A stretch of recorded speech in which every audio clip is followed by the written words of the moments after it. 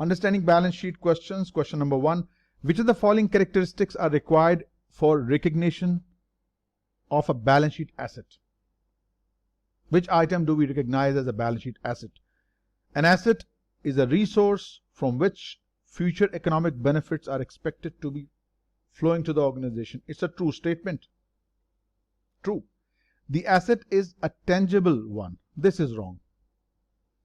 Assets may be intangible. It's not necessarily that they always need to be tangible one. And it's not necessary that it always involves some cost and acquisition. Like when you undergo into a leasing arrangement, maybe you have paid very little amount, but you acquired the right to use the asset. You control them. So this is the incorrect statement. So the first characteristic is correct. The second is not. That makes C to be the correct option. Resources controlled, not necessarily owned, as a result of past transactions that are expected to provide future benefits are referred to as assets. True. What is equity? It's a residual interest calculated by deducting the liabilities from the total assets. Not an asset. Liabilities result in outflow of economic resources. Liabilities are obligations that will involve some future outflow of resources. Not the right answer. A. Which of the following statements about classified balance sheet is least likely accurate? A classified balance sheet distinguishes between current and non-current assets. That is true. That is the classified balance sheet. Groups accounts by subcategories. This is true as well. Categorization. Classification through current, non-current assets are grouped as well. We are looking for the one that is least likely true. Presents the net equity of each asset by subtracting its related liability. Every asset has, as I said, every resource is funded by some source of finance. So it says that every asset must be netted off with the related liability. We don't do that, do we? Assets and liabilities are not reported in the netted form. They are reported separately. Assets separately, liability separately. This is the wrong statement and the right answer. Next. According to the International Financial Reporting Standard, how do cash dividends received from the trading securities and the financial securities measured at fair value through OCI affect net income? Now, interesting question. We have held for trading securities. We have available for sale debt or preferred stock that goes through the OCI. If we receive dividend from held for trading securities and if we receive dividend from available for sale securities, they will increase your income. They are a part of income.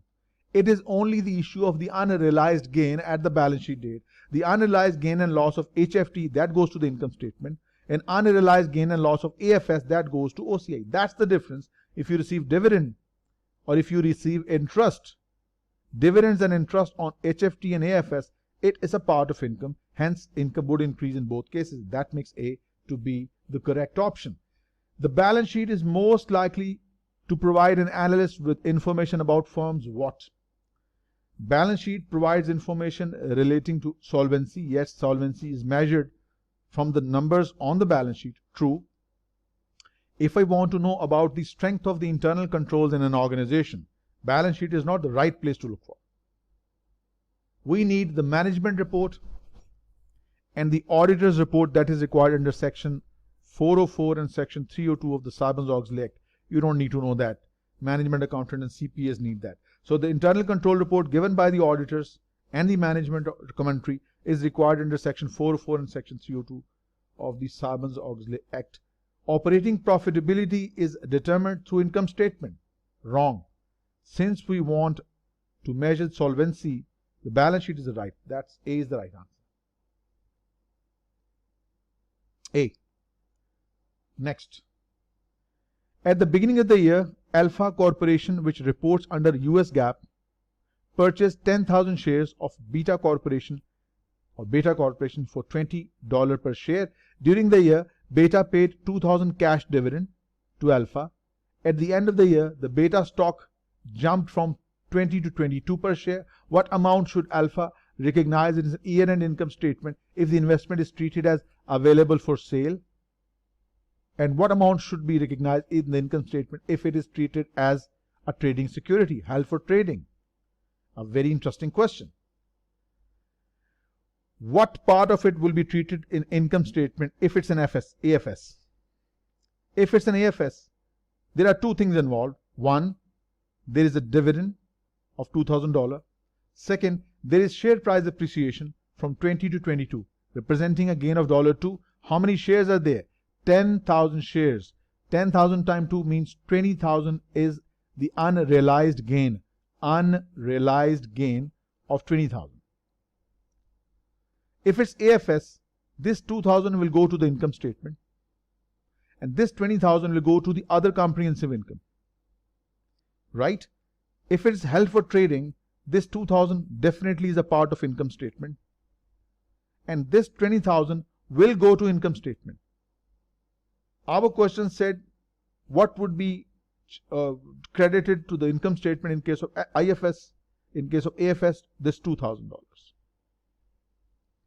What will be credited to the income statement in case of held for trading is going to be 2,000 plus 20,000, 22,000. A fine question. So it means for AFS available for sale, the income statement will be credited with 2,000. In case of held for trading securities, it's going to be 22. So that makes C to be the correct option.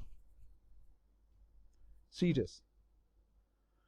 One of the firm's assets is 27 days commercial paper that the firm intends to hold to maturity. This could be a misleading term.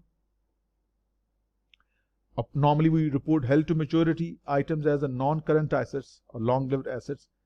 One of its liabilities is a short position in the common stock, which of the firms holds for trading purpose. How should this asset and this liability be classified? Now we have an asset 270 days commercial paper, which means it's mature within 270 days, that is 1 year or operating cycle, whichever is lower. So we haven't been given the information about operating cycle. So this is clearly within 1 year. So it is a current asset. It's a current liability. This short position representing what you call the short sell called bhata in our share bazaar. It's a current liability. You sell borrowed shares to be returned to the broker. So it's a current liability. It's a current asset. It's a current liability. Where would we report? How should these two assets and liabilities be classified? One should be classified as a current, other should be classified as non. Both are current. Current asset, current liability. Both should be classified as current. One is a current asset, other is a current liability. Next, consider the following statements. Statement 1. Par value, also called the nominal value, the face value, assigned to share is corporation charter. True. Par value or nominal value or a face value, it is the value assigned when a firm gets registered with SEC. It has to be determined whether the par value you have set for your firm is $10, $1 or $100. It's almost everywhere in any organization that is listed, that is registered with the SEC, or any regulator like in India as well. So it has to be determined while the company is in the registration process. What would be the par of the share? True. The first one is true. Second, the par value of common stock represents the amount the corporation received when the stock is issued. This is wrong. Your issued price could be more or less than the par. This is not a right statement. This is not the right. So only statement 1 is correct. That makes C to be the correct option. Earlier this year, Slayton Corporation repurchased 5% of its total shares outstanding, treasury stock. At the time, the book value of Slayton shares exceeded the market value. The shares are expected to be reissued in the future when the market price of Slayton stock increases. So company purchases its own stock from the market, treasury stock. Do Slayton's repurchased shares continue to have voting rights? No. Will we pay to the dividends to the treasury stock? No. Remember, repurchased stock, they are not entitled to any dividends. They are not entitled to voting rights. When we calculate the outstanding stock, we take issued minus treasury stock to calculate outstanding. And it's the outstanding stock that is entitled to receive dividend, and that is entitled to cast vote in case of the election to the board of directors. So it's no voting rights, no cash dividend. That makes A to be the correct option. This much information is given. That is always time consuming. Based on the common size analysis of the two firms' balance sheet, what can we conclude? Common size. We don't have to convert them into common size. It says that based on the common size analysis of the two firms' balance sheet, M Plus Company, this first one, has a greater investment in working capital than Brevis Company. Look at this. The sheer size of cash, equivalents, account receivables and inventories representing current assets. It is much bigger in size than Brevis. Is more financially leveraged than Brevis Company. It might require computation in the tabular form, take much more time. So what you can see from the numbers themselves, even on the percentages terms, they are more. So the rest of them you may have to draw the table, time consuming, and you may justify these, just like the previous question when you have to calculate for every option. So the first one justifies itself in the dollar amounts as well as with the percentage term. The rest of these can be done if you can draw a table like this. This is what put us off in the previous question, because constructing this much question in live class takes time and is prone to error. So I'm just going for the correct option in this case as well. Greater investment in working capital compared to Brevis Company. The numbers show that. Next. Galaxy Corporation manufactures custom motorcycles. Galaxy finances the motorcycles over 36 months for customers who make a minimum down payment of 10%. Historically, Galaxy has experienced bad debts of up to 1% of sales, which you call the allowance for uncollectible accounts. Galaxy also provides 24 months unlimited warranty on all new motorcycles. In the past, warranty expense has averaged 3% of sales. Right, now we have two pieces of information. Allowance for uncollectible account is charged at the rate of 1% of sales, and the warranty expense is charged at the rate of 3% of sales. Those who have read the US based accounting, they would know what I'm doing. Ignoring taxes, how does the recognition of bad debt expense and the warranty expense at the time of sale affects Galaxy liabilities? Now gentlemen, those who have read, they will find it easier. Those who haven't, please make sure you get fuller understanding. Whenever we create provision or allowance for doubtful debts at the date of sale, these are the entries passed, just for the sake of understanding. Warranty expense. When we charge 1% of sale as our estimated bad debt, the entry we pass is we debit income statement or bad debt expense. Mind it, these are not the actual bad debts. These are the estimated bad debts. Income statement or bad debt expense, it is estimated. No one has yet refused to pay. So debit your income statement or bad debt expense, credit allowance for uncollectible accounts. There is no liability in the debit and no liability in the credit. But when you create the provision for warranty, the entry we make is the estimated warranty expense.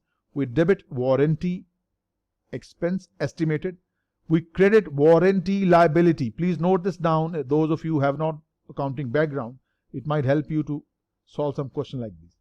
Warranty expense is debited and warranty liability is credited. Right? And when the bad debt is charged, we debit bad debt and credit bad debt expense, credit allowance for uncollectible account. Right? The question says, how does the recognition of bad debt expense, when the bad debt expense is charged, estimated bad debt, it's debit income statement, credit allowance for uncollectible account. This is shown as a contra asset on the balance sheet in the current asset side, and we show this as a deduction from our gross receivables. So no impact upon liability, no effect, no effect. But when warranty expense is charged, we debit warranty expense, credit warranty liability. In this case, liability is increasing, so that makes A to be the correct option. And A it is. Right? A was the right answer. Next, earlier this year, Ponca Corporation purchased non-dividend paying equity securities which it classified as trading security. Mind the word held for trading, which means any income, any dividend, any interest received is part of income statement. At the same time, any unrealized gain and loss goes to income statement as well. Okay.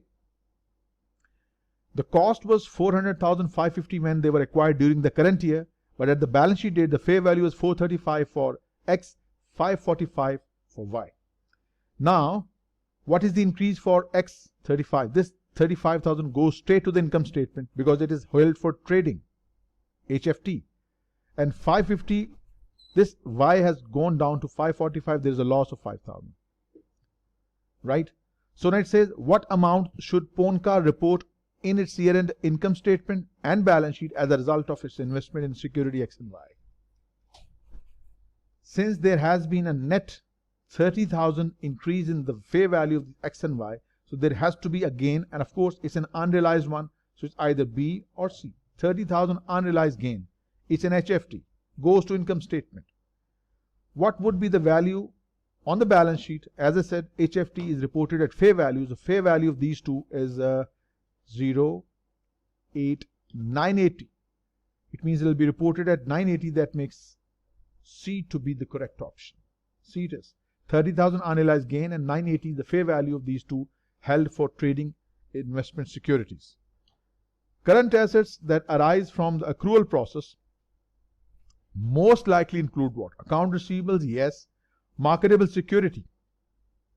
It is a current asset, but it doesn't result from accrual. You acquire marketable securities by paying cash. So it's a cash converted into marketable security. Maafi accrual here. Cash equivalents, some other equivalent cash, some trade marketable, the security which are readily convertible to cash are called cash equivalents. You would have acquired these cash equivalents by spending cash. Cash equivalents are acquired for cash also. So they're not accrued. They're not accrued. They are obtained by giving cash. Cash is converted into cash equivalents and marketable securities. But account receivables can be created without cash being involved. You sell your goods and services, debit account receivables, credit your revenue. No cash has gone. It has been created through accrual process. That makes A to be the correct option. Next, do the following characteristics have to be met in order to classify a liability as a current and non-current? As a current liability. Do the following characteristics have to be met in order to classify a liability as a current on the balance sheet? First criteria or first characteristics, settlement is expected within 1 year or operating cycle, whichever is less. No, this is wrong. Greater, not less. First characteristic is wrong. Second, settlement will require the use of cash within 1 year or operating cycle, whichever is greater. Now, this is interesting. It apparently looks to be the correct option. Settlement will require the use of cash. Just this one word only has made this characteristic incorrect. Because we do not always pay cash in settling all the liabilities. No, this could be little confusing. Yes, we do not always pay cash in settling liability. For example, we might have received some cash from our customers in advance. We haven't, it's a liability. Receiving cash from customer in advance is a liability. Bank debit and advance credit. Now this liability is to be settled. Advance from customer is a liability. When we deliver the goods or we provide the service, this liability is neutralized. We didn't pay any cash. So it doesn't always require cash to settle the liability. This is wrong as well. That means both of these statements are incorrect. No. Next. Ascot Corporation has 4 million shares of common stock authorized, 2.4 million of shares of stock issued. This is the maximum number of shares you can sell. This is what you have issued, and 1.8 million shares are outstanding. Now this is interesting. This is authorized, this is issued, and this is outstanding. How many shares of treasury stock does Ascot own, and is the treasury stock reported as an asset or as on the balance sheet? Now, first of all, we discussed a little while earlier, treasury stock is the difference between the stocks issued versus the stock outstanding. We issued 2.4 million shares, out of which outstanding, which are entitled to dividends and voting, are 1.8. The difference between these 0.6 million represents your treasury stock, which makes either A or B to be the correct option. Do we report treasury stock as an asset? Absolutely no. It is reported as a negative item in the statement of change in equity. So that makes B to be the correct option. Selected balance sheet data for Parker Company are as follows. Current assets, blah, blah, blah, what we need.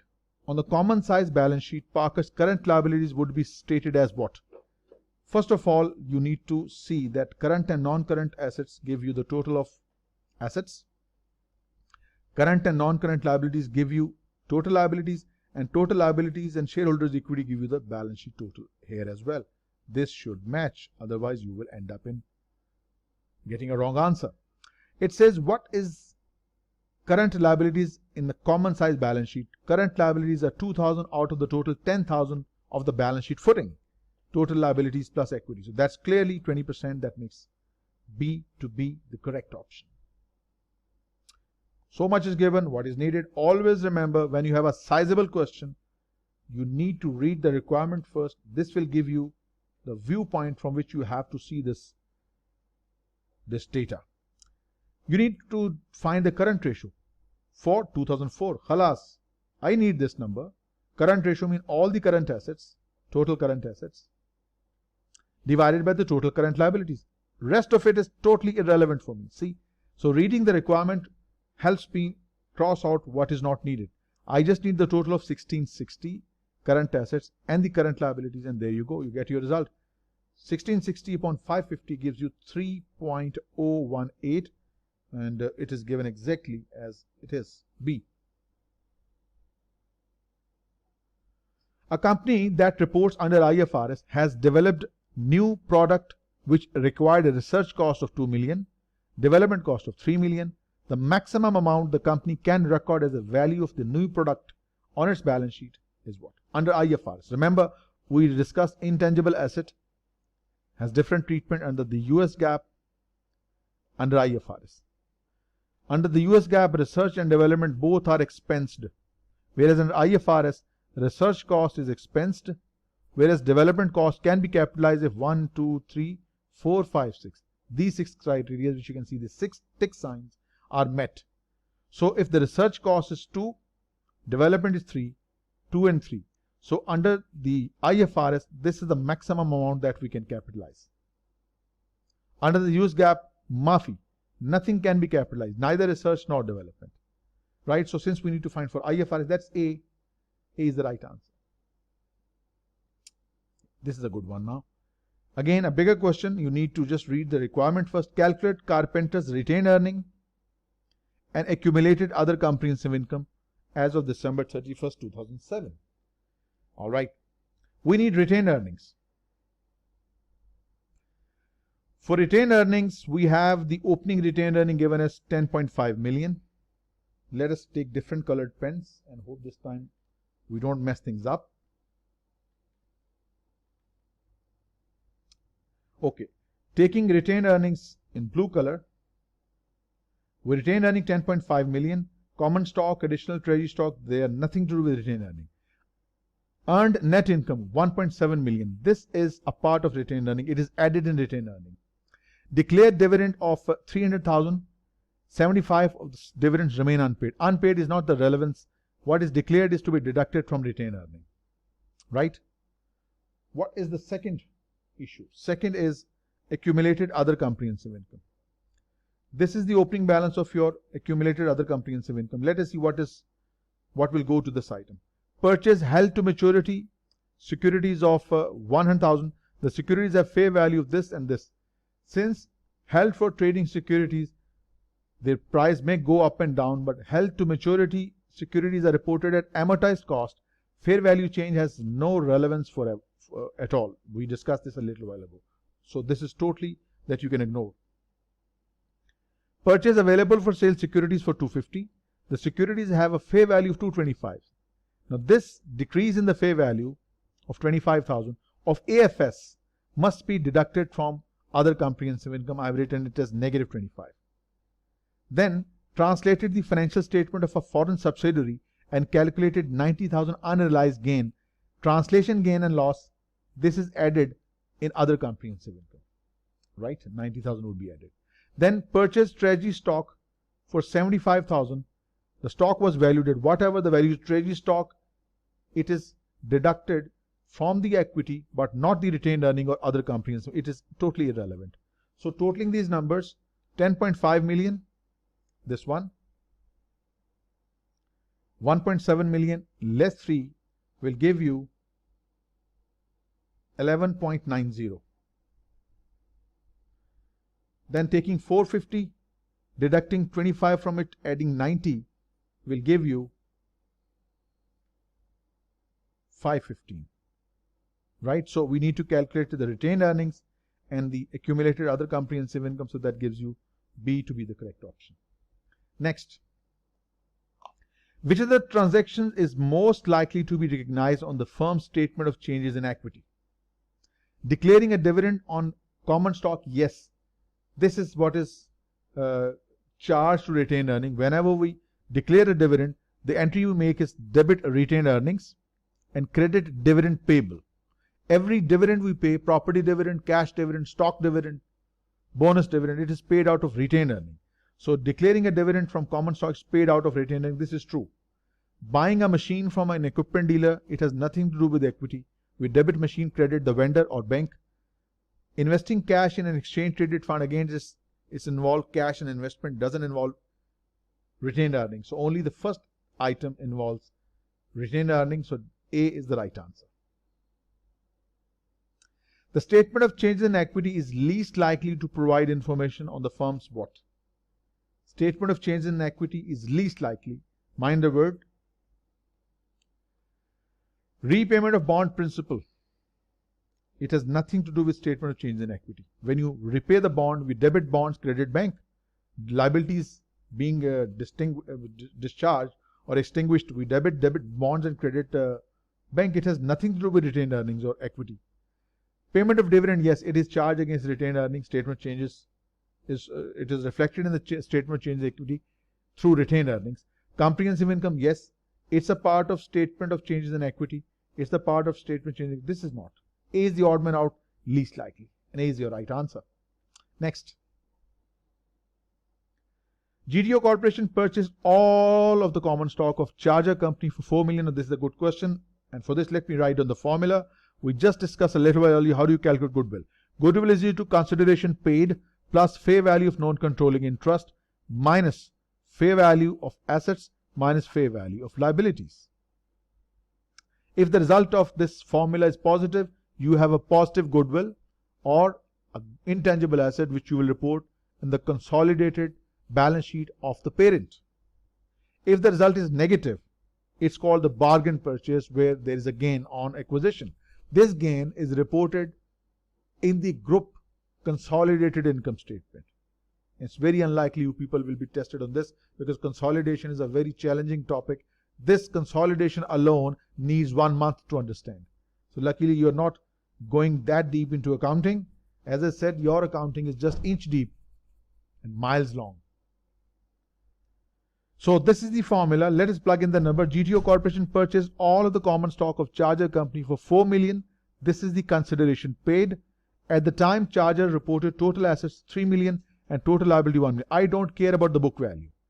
Book value 3 million of assets, 1 million of liabilities. I need the acquisition date fair value. At the acquisition date, the fair value of the assets was 3.5. Yes. Acquisition date fair value of liability was 1.3. Yes, that is relevant. And since we have acquired all of the shares, there is no non-controlling interest. 100% acquisition has been made. So this is what you have paid, and what you have acquired, 3.5 less 1.3 is 2.2. Now this will tell you all story. You purchased a company with a net fair value of 2.2 million, fair value of net assets, fair value minus fair liabilities, and you paid 4 million for this. A company for which individual assets and liabilities fair value is 2.2 net. You are paying 4 million for this. Why are you paying more? This additional payment is for goodwill, which will be considered as an intangible asset in the group balance sheet. 1.8 million. Now, what is the next part? We got the result. What the second part says, what amount goodwill should report, and is it necessary for GTO to amortize goodwill? No. Goodwill is not amortized. It is tested for impairment. We will discuss it later. So it is not amortized. That makes A to be the correct option. A it is. This company requires what? Calculate Duster's liabilities and stockholders' equity as of December 31st, 2007. Liabilities and stockholders' equity. Okay. Let us call in our marker function and take the liabilities in blue color and stockholders' equity in red color. Now let us just mark these one by one. First, take in all the liabilities. Unearned revenue is a liability, right? Then accounts payable is a liability. Accrued expenses, the expenses that have been incurred not yet paid, is a liability. Long-term debt is a liability. Common stock, it's a part of stockholder equity. Capital in excess of par, this is called additional paid in capital, called share premium in India and Pakistan. It's a part of equity. Common stock at par, it's equity. Capital in excess of par, equity. Treasury stock, it is equity, but it is shown as a deduction. Retained earnings, equity. Accumulated other comprehensive income, equity. If you add all blues net and add all reds, the total should be 3790, and for the red one it should be 3420, right? And there you go. C is your right answer. C it is. Next. Common size balance sheet expresses all balance sheet items as a percentage of assets, not sales, not equity. Wrong. Straightforward question C. What is Delta's total liabilities to equity ratio? This is a good one. This question is a good one.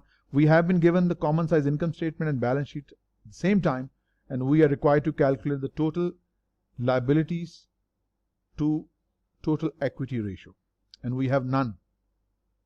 Let us find out first. Earning after tax is 18%. 18% of what? 18% of sales, because earning after tax is an income statement item. Income statement item on common size is expressed as a percentage of sales. 18% of sales, 300, gives you 54. Equity, 40%. Equity is a balance sheet item expressed as a percentage of total assets. 40% of 1400 gives you 560. Current assets, 60% of what? Total assets. 60% of 1400 gives you 840. Current liabilities, 30%. It's a balance sheet item expressed as a percentage of total assets. 30% of 1400 gives you 420. We need total liabilities, but we only have current liabilities. But we do have total assets. This can help. This can help. We know assets is equal to liabilities plus equity. And if you want to calculate liabilities, total liabilities is equal to assets minus equity. Do we have assets? Yes. What's the number? 1400. Do we have equity? Yes. 560. So the difference between these gives you the total liabilities. So it's 1400 less 560 is 840.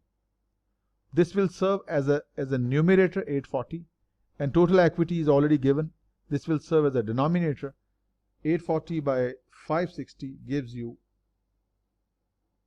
1.5, and that is C. C. Liabilities are best described as what? Obligations that are expected to require a future outflow of resources. Look no further. A is the right answer. Residual ownership of interest, that is equity. Resources that are expected to provide future benefit, that is asset. So that makes A to be the correct option. A it is. Next. Which of the following firm is most likely to present a liquidity-based balance sheet? Banks. Look no further. A is the right answer.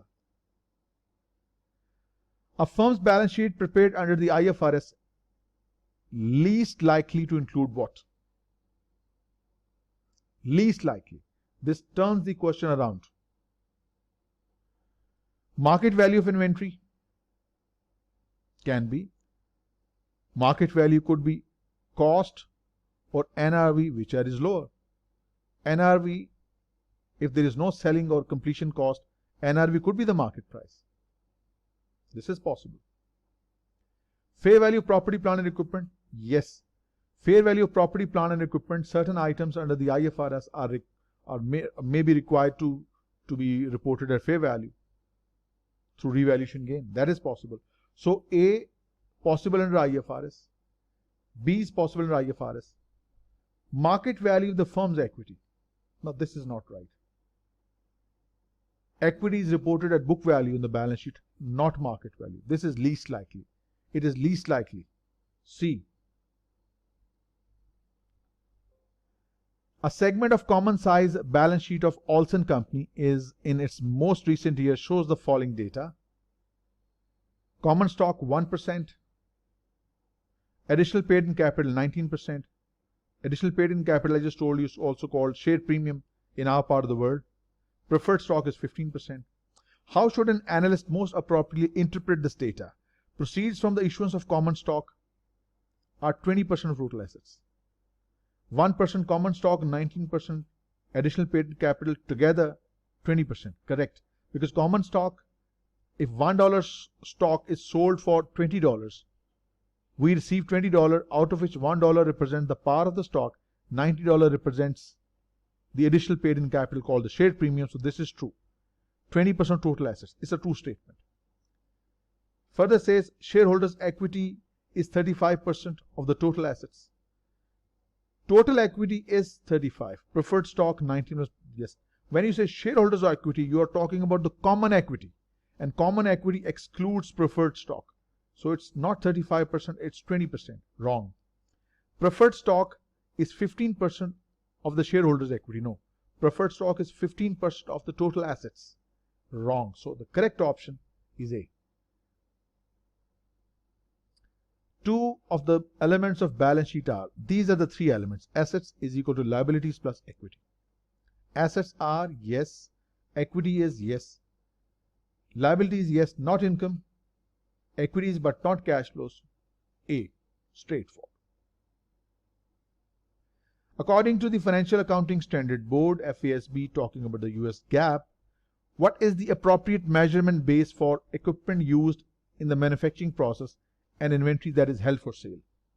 Remember, under the US GAAP, assets, property, plant and equipment are reported at original historical cost, which means either A or B. What about the inventory? I told you inventory under the US GAAP is measured in two ways. One is NRV and cost, whichever is lower, just like IFRS. Other is the LCM rule, which is quite distinct from this method, right? So it could be NRV or cost, whichever is lower, or LCM rule. So which of these makes sense now? We have lower cost of market or this. So the only combination that fits well in the given situation is equipment at historical cost and inventory at lower of cost or market, called LCM rule. That is A. Liquidity-based presentation of a balance sheet is most likely used by a bank done third time. A key limitation of the balance sheet, mind the word, key limitation of the balance sheet in the financial analysis is that A. Liquidity and solvency ratios require information from other financial statements. Wrong. Liquidity and solvency can both be calculated from balance sheet. Both can be calculated from balance sheet. We don't need income statement for that. Wrong. This is not a limit. In fact, it's an incorrect statement. Some items are recognized when they are unlikely to reflect a flow of economic benefits. Wrong. No such items can be recognized on the balance sheet unless it meets the criteria of either economic benefits will flow, that will be an asset, either an economic benefit will outflow, it will be a liability. This is wrong as well. So what is the limitation? These two statements are wrong, not limitations. See, different balance sheet items may be measured differently. Yes, some items are measured at historical cost, marketable securities measured at fair value, some are reported at NRV, some are lower of cost or market value. This is the limitation. Different items are measured differently. That's the limitation. Next, and that made C to be the correct option. Consider the following. Statement 1. Copyrights and patents are tangible assets? No, they are intangible. Wrong. Purchased copyrights and patents are amortized? Yes, they are amortized. On straight line basis? Yes, straight line basis. Over 30 years? No. We will study this in our reading long-lived assets. Remember, the patents and copyrights are amortized and we have to compare two lives. One is your economic life, or you call the useful life. Other is the legal life. Let's say patent has a legal life of 20 years. You have been given protection for 20 years by the Patent Registration Authority. But your senior management have assessed that the economic life is just 12 years. So in this case, you take the lower of these two. Useful life or legal life, whichever is lower. This is used as a base, and then the patent is amortized over the lower of these two. So not 30 years, there is not exact specification of years. This is wrong. Both of these statements are wrong. Statement 1 and statement 2 are both wrong. Both are incorrect. A liquidity-based balance sheet on which asset and liabilities are not classified as current and non-current is permitted under what? We discussed in our LOS reading, IFRS allows, both of them allows classified form. IFRS permits that if the liquidity-based balance sheet gives a more relevant picture of the state of the affairs of the business, it's more relevant than the classified, then liquidity-based balance sheet can be given. IFRS permits this, but GAAP doesn't. Right? IFRS permits that firms may present liquidity-based balance sheet if this format is more reliable and relevant than the classified one. But GAAP only allows the classified one, so that makes C to be the correct option. Next, again a bigger question. What we need? Just quick ratio. And quick ratio can be quickly done by taking your cash, account receivables, and marketable securities. Inventories and prepayments are excluded, so it means these items 100, 750 and 300, and divided this accounts payable, short-term debt, and nothing else. So dividing this with this gives you 2.67:1, which is C.